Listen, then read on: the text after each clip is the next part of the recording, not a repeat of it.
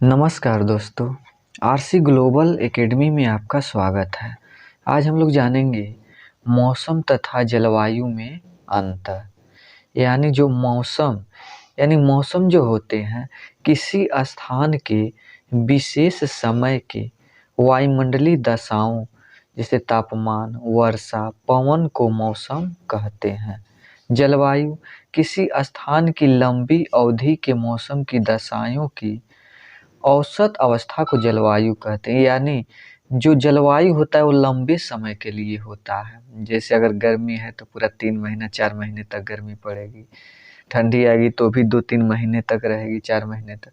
तो इस प्रकार जो होता है यानी जो लंबे समय तक होता है उसे जलवायु कहते हैं, और जो थोड़े समय के लिए होता है उसे मौसम कहते हैं। जैसे यानी बारिश हुआ फिर बंद हो गया, धूप हो गया, तो इसे हम मौसम कहेंगे।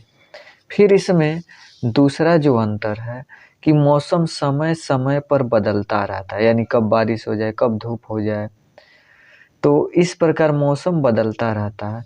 लेकिन जो जलवायु होता है, जलवायु लगभग नहीं बदलता है। उसका जो समय नियत है वह निश्चित ही रहता है कि 4 महीने बाद यानी ठंडी आएगी, फिर गर्मी आएगी और फिर बरसात आएगी, इस प्रकार।